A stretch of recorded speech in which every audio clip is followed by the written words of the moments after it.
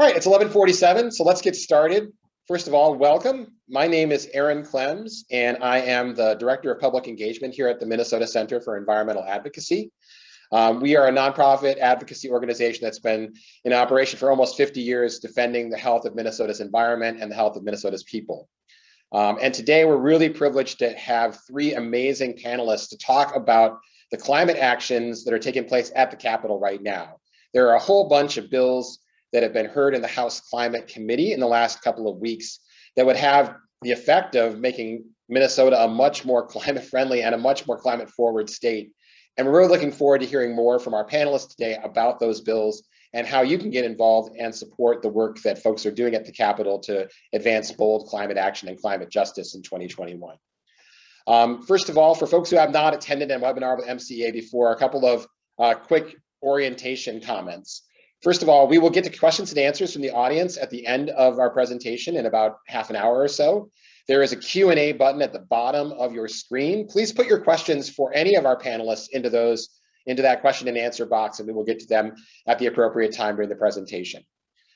Secondly, remember, we do this because we're trying to defend Minnesota's environment. We would love to have you sign up for our email list, make a donation if you're called to do that. All the information about you're going to hear about today is on MCEA's website at mncenter.org, and we encourage folks to go take a look there. Click on the Take Action button to take action and sign up for email updates. But before we go any further, let's introduce our guests. First of all, we're really privileged to have the chair of the House Climate and Energy Committee, Representative Jamie Long, with us today. He's a DFLer from Minneapolis. Welcome, Representative Long. Thank you so much. Great to be here. Secondly, we've got Representative Patty Acomb. Representative Acomb is a DFLer from Minnetonka. She is also the chair of the House Climate Action Caucus, and she is the primary author of the Next Generation Climate Act, which is one of the bills that we're going to talk about today. Representative Acomb, welcome. Thank you, Aaron. It's great to be here. Thanks. Third, we have Ellen Anderson. Ellen is MCEA's Climate Program Director. She was a 17-year serving Minnesota senator where she was one of the architects of the Next Generation Energy Act, which set Minnesota's current climate targets and legislation. Former chair of the Minnesota Public Utilities Commission, and she's just all around awesome. So welcome, Ellen Anderson. Thank you so much. Great to be here with our distinguished guest today. Well, whenever you run out of things to say in an introduction, just call somebody awesome. It usually works out. So I just wanted to start by asking a couple of questions of our panelists, just generally how they got into climate work. And I wanted to start with Representative Long. In a relatively short period of time at the legislature, you really carved out a leadership position on climate. Why is this an issue that you focus so much on? Well, thanks for the question, Aaron. It's climate has been my professional and personal passion for many years, and it's as important as any issue that we face as a nation and as a state. I don't think I probably have to persuade folks on this call about the importance of climate, but in terms of why I personally am working on it, I'm a dad. I have two small kids, one 2 years old and one 4 years old. And when I first started working on this, I didn't have kids, but now I frame pretty much everything in terms of their lifetimes and thinking about what the actions that we're taking now mean for them. And we know that the changes we make today will impact the single generation coming behind us. Things are moving that quickly. And the fact that always sticks with me is that my daughter, who's 2, when she's in her 50s, if the trends that we're seeing right now continue in Minnesota, then there's going to be no more pine trees in the boundary waters because they will have all moved to Canada. So that means that she won't be able to take her kids to experience the same amazing place the boundary waters is right now. So that puts it in a lot of perspective for me, and that's one of the things that really drives the work I do. Thank you. That's a really important perspective to keep in mind. That sometimes we think about our own lives and it gets kind of narrow, but if you start to expand it out and think about the people that follow us, it really changes perspective. Representative Acomb, I have a similar question for you as the chair of the House Climate Caucus. Why do you focus on this issue in your legislative work? Well, I think that for me, it's an important issue because I've lived in Minnesota all of my life. and I can see the changes that our climate are making on our state. And I think back to the winters of when I was young and how it's different. And I'm not so old, but not so young either. They've changed a lot. And like Jamie said, I have 2 college-age kids. And so the future I want for them and for other young people and generations to come is the great experience I've had in Minnesota.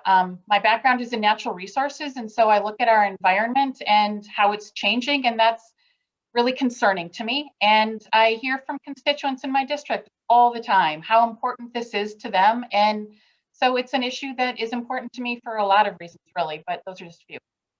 Thank you. And my last question for Ellen, just because it's a little bit different, you're not in the legislature anymore, but now you're working on this important issue from a different angle. And I know that previously you were also at the University of Minnesota, and I'm wondering how it's been different for you. You've been at MCEA for a little bit less than a year now. How it's been different to approach climate action from the perspective at MCEA as an advocate, as opposed to as a legislator or as an academic? Well, that's a great question. So at the university, we did a lot of great work on the energy transition and getting to clean energy. But at the university, it's more appropriate to be more objective. And I was super excited to move to MCEA this year, where my job is to be an advocate. And now, given the urgency of climate, there's nothing I wanted to do more than to be an advocate. And so what that means is that I can work at the legislature behind the scenes or in support of the legislators there to push really hard for bold climate action. A couple differences are, obviously, I don't get to vote on the bills, but I also get to spend all my time focusing on climate change issues. And I remember being a legislator that, you have to cover every possible issue that affects your constituents and communities. So it's hard to do everything. We have some really great champions here, though, so they're doing so much. Anyway, so I love being playing that role at the Capitol now as an advocate with MCEA. Yeah, we're very lucky to have you, and we're really glad to have you in that role. Let's talk about some of these bold climate pieces of legislation that are being considered right now at the legislature. And there have been a whole string of hearings in the House Climate Committee that have introduced a number of really important bills. And I wanted to start with the 100% clean energy bill, which Representative Long, I believe you're the chief author of. Minnesota has really, if there's one sector of our economy, of our society that we've made substantial strides in terms of getting to carbon free, it's been in the electricity generating sector. I'm wondering if you could talk a little bit about this bill and how it would continue that progress and maybe even accelerate it. Well, absolutely. So the 100% clean energy bill is a bill that I've worked closely with Governor Walz on and with Senator Nick Frentz from Mankato. And last session was the very first time that we'd introduced a bill calling for 100% clean energy. And at that time, we were calling for 100% clean energy by 2050.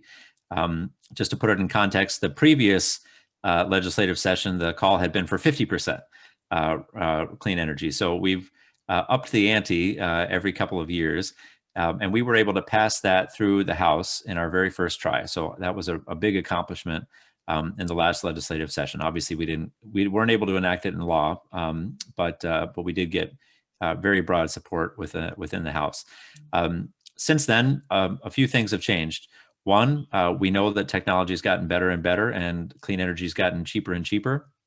Two, we've seen the science get even more clear that we need to take dramatic action and move faster. And then three, we've seen companies in Minnesota step up to an even larger degree than they had before. So Xcel Energy was the first utility in the nation to commit to 100% clean energy of its size. And since then, now we have both Great River Energy moving rapidly to decarbonize, closing all its coal plants in the next 2 years, and Minnesota Power having committed to 100% clean energy as well. So we've upped our ambition at the legislature too, and our bill calls for 100% clean energy by 2040 and 90% clean energy by 2035. If we pass that, that would be the most aggressive clean energy standard in the nation. And we are really, we've had some great hearings on it. We're hoping to pass it through the House again, but we know Minnesota can do it. And we know that if we do achieve that, it will result in cheaper overall energy, will create more jobs for Minnesota, and obviously we'll do our part to help tackle the climate problem. Thank you so much for that summary of that, Bill. And it is exciting.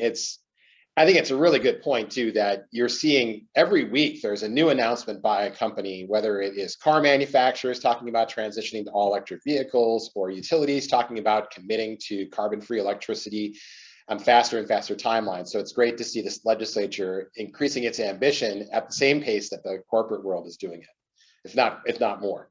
Representative Acomb, I want to talk to you about a bill that you introduced this week. It's not officially been jacketed yet, but was heard in committee this week, the Next Generation Climate Act, which updates our climate targets. What would this bill do, all told, if it were adopted? Well, thank you, Aaron. I'm excited about the legislation, the Next Generation Climate Act, and it is based on the Next Generation Energy Act of 2007 that Ellen was very instrumental in passing, and really was leading science at that time. And so lots changed since 2007. And so the Next Generation Climate Act will update the greenhouse gas emission reductions.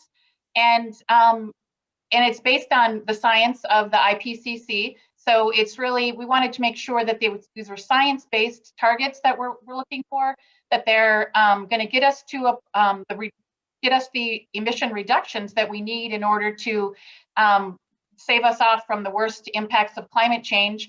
And then we also wanted to, sorry, I have to make sure I'm getting all my points, wanted to make the language strong enough and really build in some accountability. We had these targets from the Next Generation Energy Act, and we unfortunately haven't been meeting the targets that we had set out to do. And so we want to make sure that we're holding ourselves accountable and recognizing that we need these things to happen. We need to be reducing our greenhouse gas emissions. Chair Long talked about some of the great things that are going on in the electricity sector, and that isn't happening, unfortunately, in all sectors. So I think we need to be really focusing on making those reductions to stave off those impacts from climate change.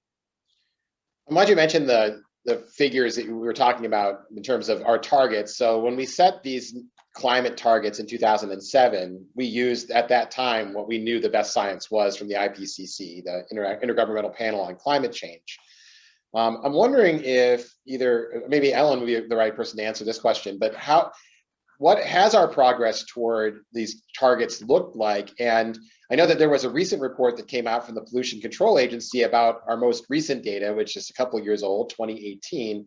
What happened in the last couple of years of data, and why are we moving backwards? Yeah, so the first target that we set in the Next Generation Energy Act was for a 15% reduction across the whole economy of all greenhouse gas emissions by 2015, and we blew past that target and did not meet it.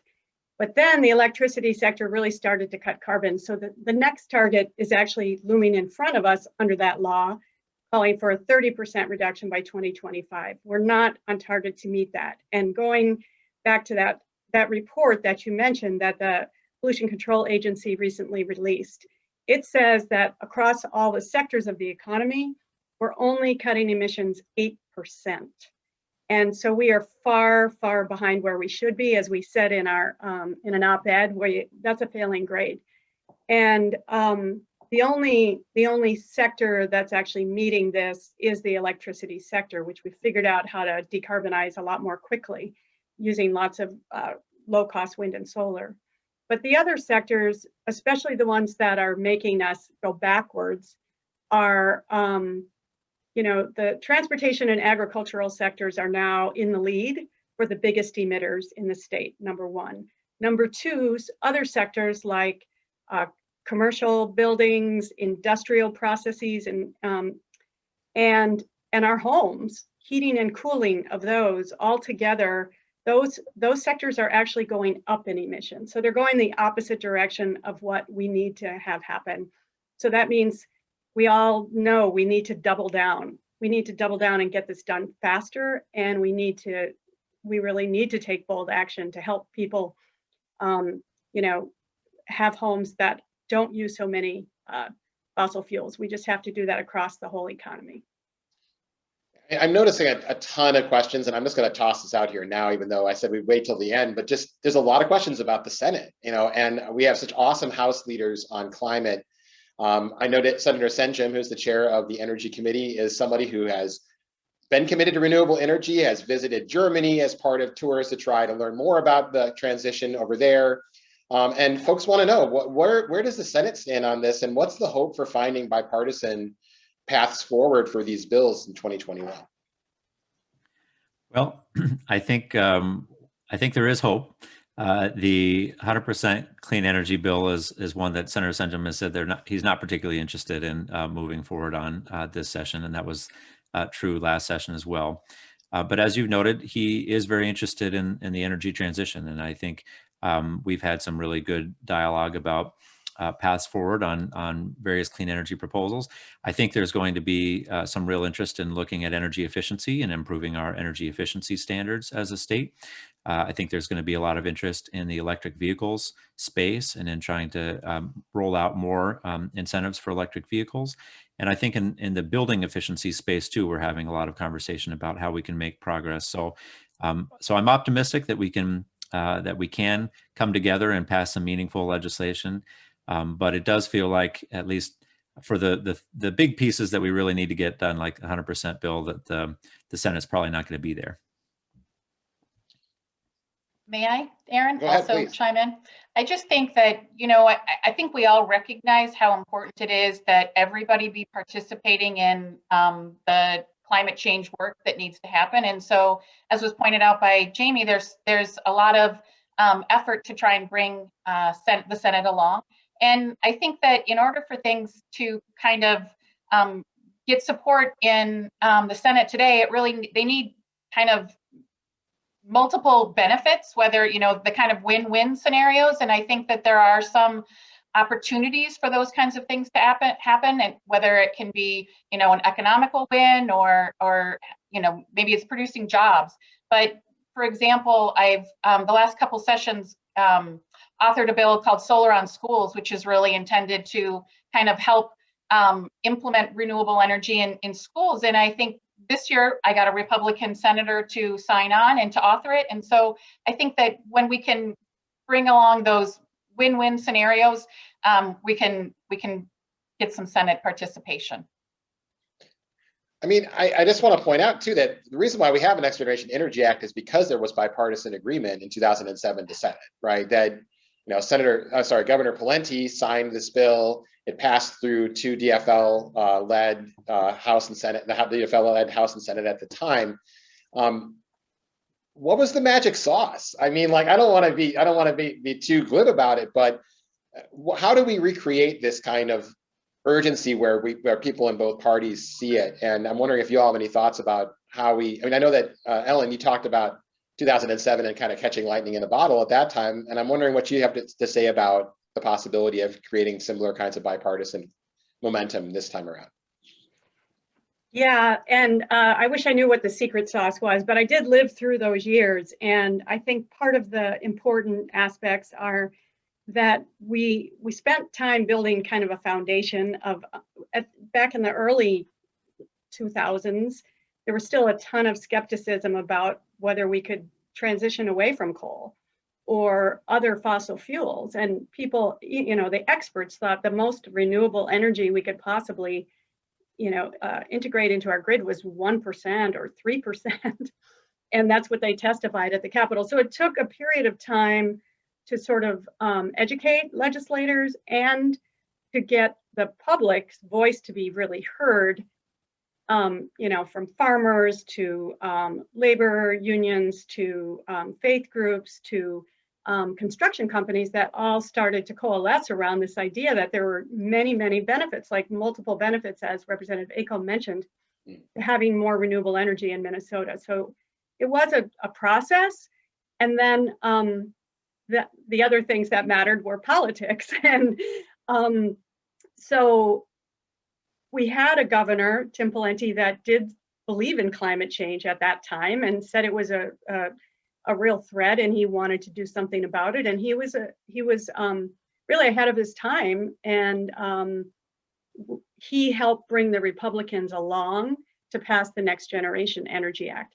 I'll say that some of the Democrats, such as myself and others, pushed to make the bill and the law stronger than it would have been otherwise. But in the end, we came together and agreed that this was the right thing to do. And so I believe that we did it then, we can do it again. It's possible. We have to figure out how to get that secret sauce and bring it back together. And I think there's a lot of appetite among many Republican office holders to do something about energy and climate, clean energy and climate, but there's a lot of political pressure on them not to do so. This is where people and constituents and the voices of their constituents are hugely, hugely important. Yeah. I want to turn to a topic that Representative Long, you had an op-ed in the paper this morning about, and of course, it's on a lot of people's mind. I've got relatives who live in Houston, Texas, and have been telling me about what's going on down there, and it sounds like a terrible situation. But interestingly, this cold snap is now, some folks have turned to blaming this on wind power, renewable energy. And I'm wondering if you could take a few minutes to talk about what you've learned about the cold snap and the effect that it's had on the energy system in Texas and why things are different up here. I mean, we just lived through 2 weeks of some of the coldest weather I've lived in, and I've lived in Minnesota my whole life. But we managed to do so without widespread outages as they had in Texas. Why is our energy system more resilient here than it was in Texas during this cold snap? Well, it's a great question, Aaron, and hopefully, if folks haven't checked out the op-ed that Senator Nick Frentz and I wrote, please give it a read too, because that'll go into a little bit more detail. But first, I just want to acknowledge what a tragedy we're facing in Texas, and dozens of lives lost. I read this morning that a 10-year-old boy, froze to death in an unheated trailer. My brother lives in Austin, Texas, and he's boiling his water right now to stay safe, and is just a few blocks away from an area that has no power. So it really is, the human impact of this, I think, can't be understated. But there's a reason why this happened in Texas and really nowhere else.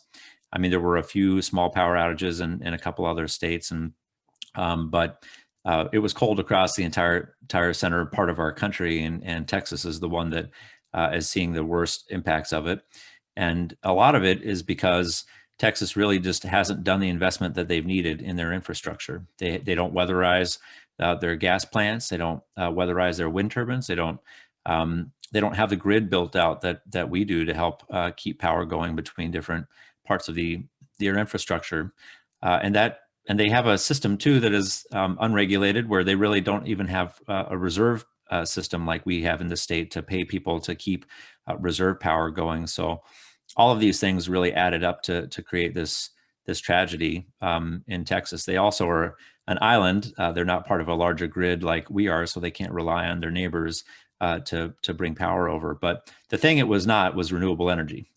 It was not wind turbines freezing up. That happened, but that was 13% of the overall energy that went down. Most of what went down were gas plants, because they froze, because a lot of their gas plants are outside and not weatherized, and because gas was also getting prioritized for home heating and wasn't going to power plants. And so that was over 50% of the problem, was gas not being able to be available. But we also saw a nuclear plant go down, and we saw coal plants go down. So no source of energy was without challenges. But here in Minnesota, where we've weatherized our systems, we were able to respond a lot better.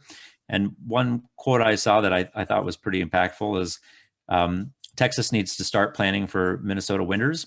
And unfortunately, Minnesota needs to start planning for Texas-like summers.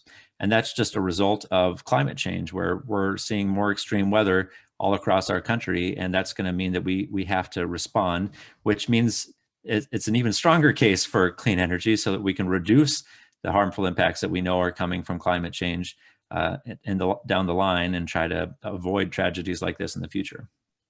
No, that's a really important point to underscore too, that, it seems very odd to me that we're taking this very extreme weather event that unfortunately has become more and more common. I mean, it's not the only time this has happened. I believe in 2011, we had a similar kind of cold snap that caused effects like this in Texas and elsewhere.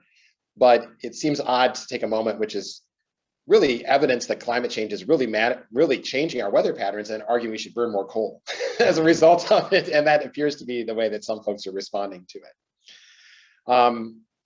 I also want to ask some questions that are in the chats. We've got so many. I don't want to miss as many as I could. A lot of questions are about different parts of the economy, because we've already talked about how we've got pretty good progress in the power sector here in Minnesota, but other parts of the other parts of the economy, other parts of society that generate greenhouse gas emissions are struggling and lagging a little bit.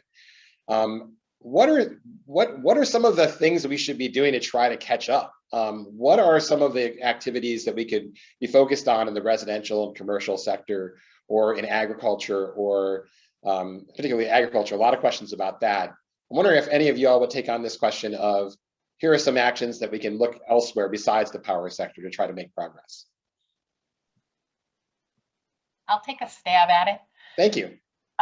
So I think that the power sector has done really well, and that's great. We need to continue to do that good work. But as you said, we need to be looking at all sectors in order to really get our arms around this challenge. And I think, you know, one of the sectors that has not done well, it's been pretty stubborn, is the agriculture sector. And I think that there's a lot of opportunity there for us to kind of implement some, you know, soil health practices that will bring around some, you know, win-win benefits. And one of those wins is reducing greenhouse gas emissions. So if we can be doing things, you know, cover crops and perennials and expanding our crops from the traditional row crops that we have had in our farming systems, unfortunately, have become too dependent on. I think that we need to be doing better at you know, natural forms of carbon sequestration. And so, as I said, some of the things that we can do in farming, but also in ensuring that our prairies are restored and our wetlands are maintained. Those are really big carbon sinks. And if we can be planting more trees, we had in committee last year in the energy committee, we had a university professor come and talk to us about how many trees we'd have to plant on the globe in order to really get our arms around some of the greenhouse gas emissions. And while I don't remember the figure because it was a big one, but I mean, we aren't necessarily putting the energy, no pun intended, into planting trees and the natural carbon sequestration, that the benefits that we can get from that. So I think we need to be doing a lot better in that space. We have some great people in the House that are working on those kind of climate solutions. And so I think we need to be focusing a lot of energy there. Another sector is transportation, and as Ellen was describing earlier, transportation is the #1 sector, ag's #2, but they're very close to each other. What seems to be a relatively modest rule change to give better access to electric vehicles and then to make sure that electric vehicles are available as well as low emission vehicles has become a real political football, especially in the Senate. I know that you all had a hearing about electric vehicles in the Climate Committee this week, and I'm wondering if Representative Long, if you have if you want to talk a little bit about this, because it seems like there's very different perceptions on this rule. Some folks may have made it sound like we're going to force everybody to give up their pickup truck and make them drive an EV, and others like MCEA kind of see this as like a fairly modest and really reasonable approach. I'm wondering what you think about this rulemaking, the Clean Cars Minnesota rulemaking. Yep, absolutely. Well, so the Clean Cars rulemaking is the governor opting into a standard that 13 other states, I believe, have, or maybe will be the 13th, and we'll be the first in the Midwest to have done it. And so Governor Walz deserves a lot of credit for stepping up and moving forward on this rulemaking. And what it does is it's a requirement on manufacturers to sell a larger percentage of electric vehicles into the state. So it doesn't require anybody to buy a vehicle they don't like. It doesn't doesn't have any impact on folks, you know, pickup trucks or favorite vehicle. It doesn't impact farm equipment, which is something we've heard out there. It really is about consumer choice and bringing more vehicle models into Minnesota than are sold right now. But this would be significant. We know that transportation right now is our largest source of greenhouse gas emissions in the state, and we need to get a handle on it. And with our cleaning up grid and with the efficiency that electric vehicles already have over other internal combustion engines, we know that this is the way to go to help decarbonize this sector of our economy. So it's a big deal that we're moving forward on this, and it is not something that is going to impact Minnesotans in a negative way. In fact, it's really going to bring vehicles here. We heard from the auto manufacturers in our committee yesterday who said they sell cars into states with good policy. Flat out, they want to bring the vehicles that are coming to market in states that want them. And so if we want to be a part of that, then Minnesota really needs to step up and help. And so that's why we heard a bill yesterday for putting more rebates for consumers in Minnesota to help bring the price down for electric vehicles. Also trying to build out our electric vehicle infrastructure network and to give the Public Utilities Commission some more authority over electric vehicles. But we know this is the way we're headed. General Motors, as you mentioned, Aaron, had a huge announcement. Ford had a huge announcement. The manufacturers are moving towards electric vehicles. We know that they're amazing cars and consumers want them. And we just have to get the infrastructure in place to help build them out in Minnesota. Let me just add one thing. I think part of the big picture of the question, we could talk probably for the rest of this time about other policy ideas. And I know Representative Long has a great buildings program that he's working on, which would be great if we have time for that. But I just want to say big picture wise, we know that experts say trying to electrify as many sectors as we can is one of the key strategies for a decarbonized system. And that's because we can have an electricity grid that can run on renewable energy and battery storage and existing technology that we have right now. And so if we can electrify a great deal of our transportation system and electrify a lot of our home heating and cooling and some industrial processes, we could go a huge way towards meeting our greenhouse gas reduction goals across a lot of different sectors. So that's kind of the, we just need to have strategies that can get us there in different parts of the economy as well.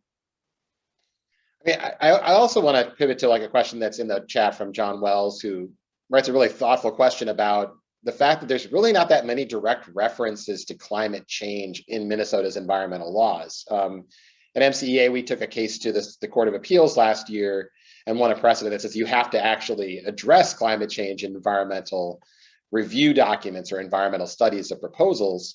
And I know that the Environmental Quality Board of Minnesota is looking more into that. But I'm wondering if Ellen or anyone has any insights into this question of like, how do we make sure that we're actually covering climate change in our environmental laws? I know that when you do an environmental review of a new proposed development, for example, things like noise, or dust are considered, but not necessarily climate change. How do we make sure that we're putting climate change front and center in all of our decisions? Well, Representative Acomb can talk about this as well as I can, but yeah, the bill, the Next Generation Climate Act is really designed to help ensure that that happens, that when government takes action, they need to be incorporating climate change into their decision making. And I know in the legislature, in the House, a number of committees are starting to incorporate climate change decision making into budgeting decisions. I mean, we're never going to get to this big audacious goal that we have of cutting carbon emissions down to zero unless it's all in on all activities that we do. We have to consider it, and because there's an impact. And so I think that's a really important part of Representative Acomb's bill to help us to make sure that when, if a new building is built, or if a new, road is built, or if, some other kind of action is taken, it needs to be considered in the context of, will that help us get to our goal, our climate goals? If not, how can we mitigate it? How can we make it better? And also, how can we make sure it doesn't have a disproportionate impact on communities that have already suffered more impacts of climate change and more impacts of fossil fuel pollution? I mean, and just to build off of that, this question, I think Representative Long, you probably could, I've heard you talk about this really persuasively in the past. I mean, this is portrayed often as like some kind of economy killer, but really this is a job creator. I mean, this is the next generation of jobs. This is the next wave for the US and the Minnesota economy. Can you talk a little bit about the economic benefits of addressing climate change head on? Absolutely. So we had our first couple of hearings. The first one, we talked about the climate impacts that we're seeing in Minnesota, but the second, we talked about solutions that we're seeing in our state and the job creation benefits that we have. And I think the most compelling testimony we had among many compelling testifiers was Mortenson Construction, which installed their first wind turbine for Excel in the mid-90s here in the state. And because they had a competitive advantage, because they were one of the first movers in wind, they're a multi-billion-dollar company, and renewable energy is their largest business line.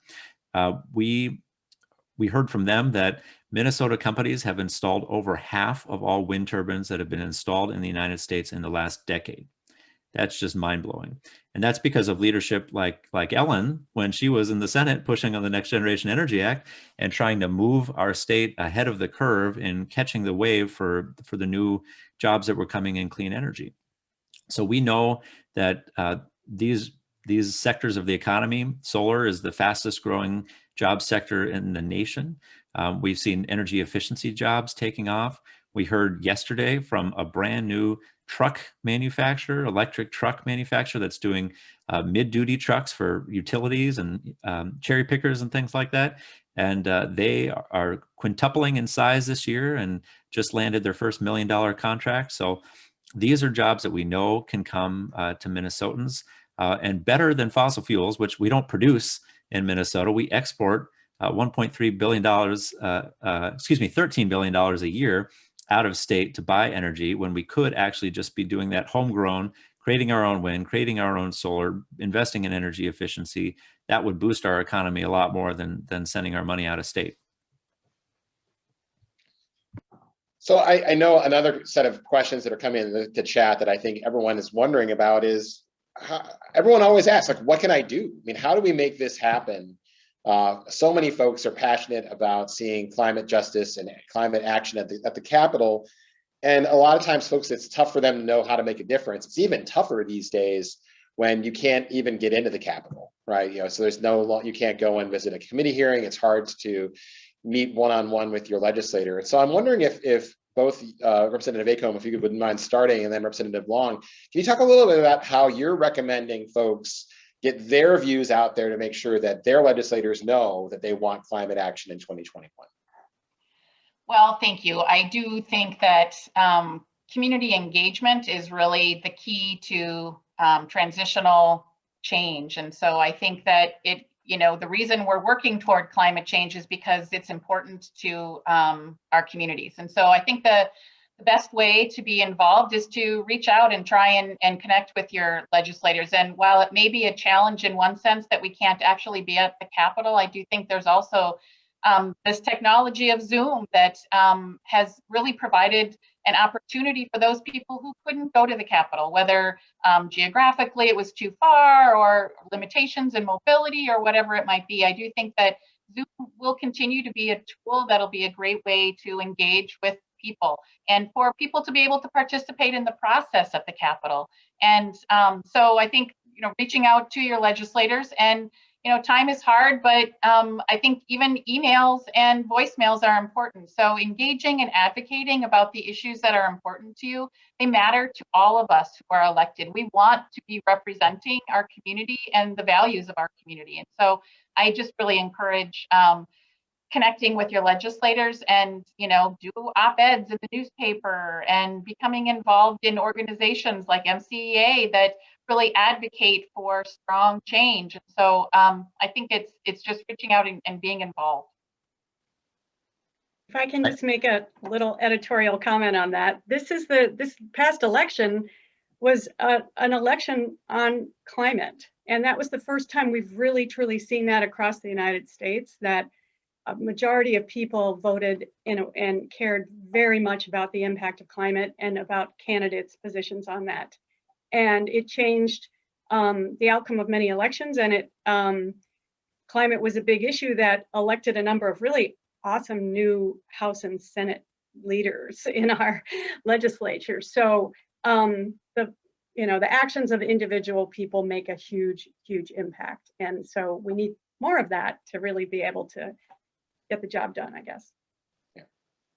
Absolutely. I agree with both Ellen and Representative Acomb's comments. I'll just add two things. One is that we're seeing the public opinion on this change rapidly, and now it's routinely polls in the top 3 issues, both in Minnesota and around the country. And so everybody's noticing that. It's not just Patty and I who who understand that. And broadly felt public opinion is one thing, but having a personal contact from your constituent is much more impactful. And last session, we heard that climate change was one of the most frequently contacted issues from our colleagues. And that mattered. That made people pay attention and want to sign on to bills and want to do town halls and want to, be on our committees and be active in these issues. So your reaching out to your legislators does matter a lot. And it's not just folks who you think are on the fence or might need persuading. That's important. But people who you think are on your side, it's worth talking to them too. And that's because, as Ellen mentioned, we have to deal with every issue that comes up in the state. We may have 10 priorities that we want to take care of in a week. And so knowing that climate and clean energy are some of your top priorities and our constituents' top priorities really moves that up the ladder for folks in terms of what they're going to be focusing on, and that increases the likelihood that we're going to be able to take action and make big change at the legislature. Yeah, I think it's really worth underscoring too that there is a kind of, I think what Representative Acomb brought up was a really important point, that there's both the kind of loss of the in-person contact because of COVID and other issues, but there's also this opportunity now for folks across the state, regardless of where you're at, to testify in front of legislative hearings. And I've seen a number of committee hearings in the last couple of weeks where there's been really excellent citizen testimony from every corner of the state. And that may not have been possible for someone down in Caledonia to drive up to St. Paul to talk about soil health and the importance of addressing that for climate, but now you can do that. So if folks are interested on this line about trying to figure out how they can actually participate in some of these legislative hearings, there are lots of opportunities there. And I just want to also underscore that we try to make it as easy as we can at Minnesota Center for Environmental Advocacy. We've got a Take Action page. There's a bill tracker on our website that allows you to see all the legislation that we're tracking, including our fact sheets, the testimony, and ways that you can contact your legislator. But lastly, I'll just add, it's always best to make that personal contact, right? The more you can get to know your legislator, the more you can talk to them as a person who cares about things like your kids or the health of the planet, and they understand it coming from that perspective as opposed to yet another person coming to yell at them. Honestly, sometimes that kind of works well. So I know that it's really frustrating a lot of times to say we're not making the progress we want, but that happens not overnight. It takes time to build, and I really appreciate the experience of all of our panelists in talking about that. I'm looking at the time, we're at 12:30, and I promised that I would let folks go on time. I want to, first of all, thank you so much, Representative Long, Representative Acomb, and Ellen Anderson for your expertise and your perspective today. Thank you so much for joining us. We really appreciate it. Well, thank you for all of the great work MCEA does. Thank you very much. Folks have been asking about the webinar. We will be posting the video so folks can watch it. We had over 130 people on the line at one point during this webinar, which is a fantastic turnout for lunchtime. Thank you so much for carving out 45 minutes to learn more about climate action at the Capitol in 2021. My name is Aaron Klemz from Minnesota Center for Environmental Advocacy, and we're signing off now, but we really appreciate your time, and thanks again for joining us today. Have a great day. Thank you. Bye, everybody.